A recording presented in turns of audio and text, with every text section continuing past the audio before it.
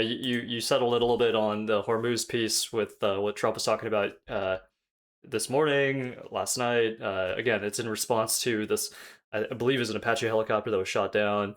We, conducted some more bombing strikes this morning, as of today's recording for us. There's some more truths from Trump saying that there would be further bombings. Then he said, "No, never mind, we're not going to do that." After Iran came to the bargaining table, so I think that kind of sets the context of where we're at right now. But in terms of the actual energy markets, I think this one's interesting. Matt, you had a kind of a zoom out view on what this means for the broader global energy market as a whole. Yeah, they threatened Carg Island too. Let's Yes. don't forget that. Big, if you've ever played Battlefield, the video games, that's, I think you, folks will know how difficult that might be to hold. I know that Carg Island, Kesham Island, those have all been floating around in I think the geopolitical commentary space, but Yeah. this might be the first time he threw it out there himself. Yep. Correct me if I I'm think wrong. We'll that's check the correct. Yeah. record on that. All right. So, all right, we all know this is taking under a broader backdrop of the Hormuz reshuffling of energy markets and relinking production and consumption ties. That is the whole point of this operation. But I want to focus here on U.S. Department of Energy data. We're now seeing what's happening kind of get reflected into our own, government data sources. All right. So you see this in the EIA reports. So U.S. Crude oil exports have surged. This is the tweet coming out of weekly U.S. exports. It hit about, or it actually exceeded 6 million barrels per day since Iran. So something's going on here. So what's happening as that available volume of exports from the Persian Gulf producers just dropped off? Global prices had to rise, right? We're everybody's scrambling after a chair as the music stopped in the game of musical chairs. And since oil is a global market, that like 40 to 50% price spike, like Brent crude, WTI, everything, that pulled consumption out of the US market. So what happened, this is getting clear, right? This is why you're paying a higher price at the pump. Um, the US economy is, it responds to this by stopping or pulling back consumption of its least marginally productive barrels of oil, right? So if you're just like, let's say, you're jet skiing on wherever, Lake of the Ozarks for spring break, you might do half as much, spending on fuel. It's different than say diesel fuel or other fuel for transportation of goods going into say building a new industrial facility, an AI data warehouse, or just moving goods from A to B in the economy. So that stuff, the base layer stuff, that's very important. That doesn't stop, but like your jet ski on Gulf Shores, Alabama or whatever, you pull back on that I mean, consumption. an All right. anecdote from me specifically is I just started taking my e-bike down to the library, right? Like, I mean, that's a short drive. I could have done that with my car, but well, I pay for the Yeah. gas. So yeah, I'm thinking the scene from the first episode of Eastbound and Down, the Danny McBride yeah, show, where he's got the broke baseball pitcher who's kind of washed up, has to go back to his hometown. He's got that jet ski sitting in his driveway. yep. That just talk about misallocated capital and bad financial decisions. But yeah, the jet skis are sitting in the driveway is what's going on in this framework. And then what happens is price pulls up because the rest of the world is willing to pay more for those barrels. Those turn into exports. So what we're seeing here is the U.S. becoming an energy exporter, really for this first time since like end of World War II, right? I don't want to give a whole broad history of 150 years of U.S. energy markets, but industrialized oil production started in the U.S. It was a Pennsylvania story.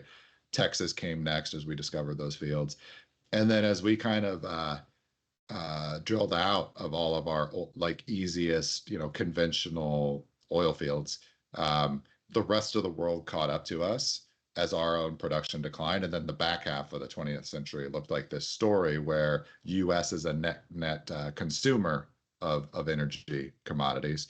So it works. It's a headwind for your trade deficits as well as your public debt deficits, all of that.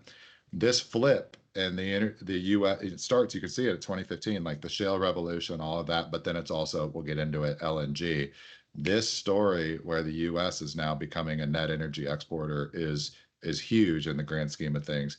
And it has a like it's a leading role in this big picture of what's going on in the monetary transition. We'll hope to weave that together over future shows. But so what you're seeing here, quantity of exports is up like 50%. You can see it like baseline. You're looking at like 4 million barrels per day going into 2025. You get to 6 million barrels per day, right? Up 50%.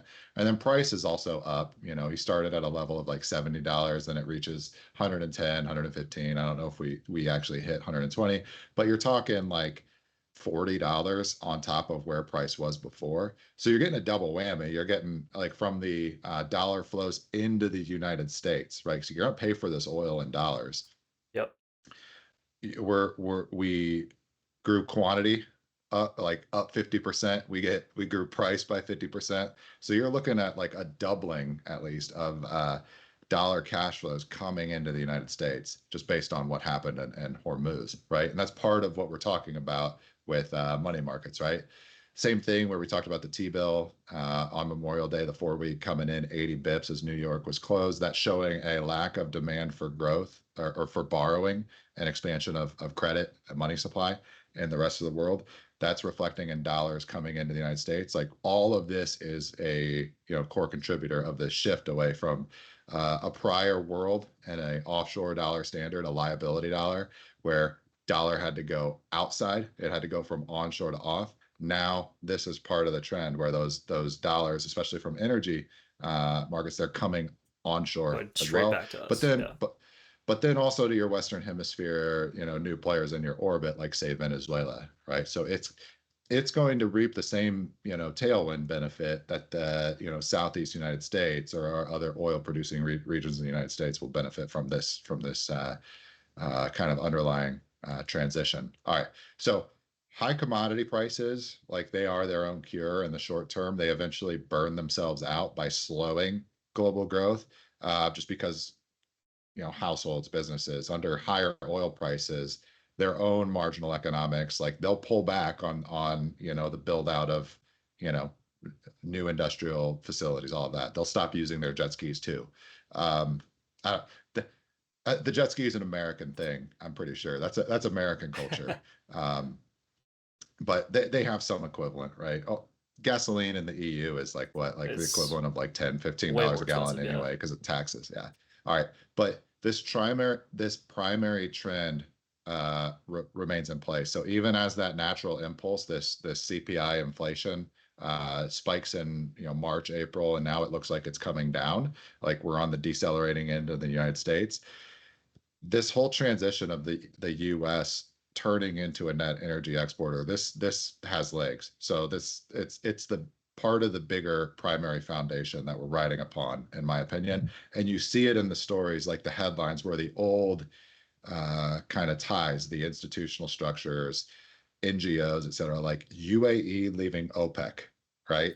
Yep. That's part of this transition. They're coming out of the old orbit into the new. Same thing with Venezuela in January, coming closer into the U.S. regional orbit and sphere of influence. It's all part of this broader development. So, Cameron, slide 8. We won't go too deep into this, but like where the rubber actually meets the road. So it's U.S. LNG exports.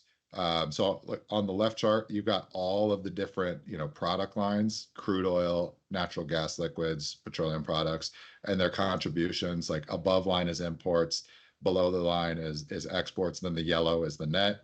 You can see the actual like net on the yellow. It's really driven by the natural gas liquids, these LNG terminals, popping up. Your trade partners. This is energy exports that would come out of the southeast, the Gulf of America, and they're going to go. They can go westward towards Southeast Asia, and that's the growth market of the 21st century, or they can go east, cross up the Atlantic, make their way into Europe. Right now, if you look at the right, that light blue, where the consumption is going, it's towards Europe. And so this is part of that story where Christine Lagarde is saying, "Oh, this is our price inflation, our CPI inflation, higher prices, higher costs, showing up. It's broadening in the rest of the economy." somebody's going to win this tug of war. It comes down to it. The way I frame it, it's New World, Western Hemisphere versus Old World, continental Europe, maritime trade routes set up starting with Columbus in 1492. In the financial system tied to that, where is the center of gravity going to reside? This is that story playing out. So, um, and then if you think about this from the story of what's the pipeline from Russia to Germany that got blown Oh, up? Nord Stream. Nord Stream 2. That's right. Um, so think about that pipeline, and you're in an existing framework up until 2022, where these oil and natural gas imports were primarily flowing from Russia, from Siberia, from the Baku, all of that, towards and making their way into Europe. Um, that was a power imbalance where you're dealing like one side of the war or on the tug of rope, you've got like completely mismatched, I would say, economies, not from a resources standpoint, but from a financial system standpoint, right? Sure. Yeah. Europe looks bigger, right? Because they have this like central authority in this old offshore dollar system with like say the BIS or London's role or Frankfurt's role. And so that allowed them to like just muscle Russia post Soviet Union collapse for cheap oil prices, commodities, etc. That relationship is like I want to say like falling apart. It is falling apart. It's out of it. They're going to Yeah. war, right? Yeah. And that's only looking to broaden. You're seeing EU attack St. Petersburg from NATO soil, right?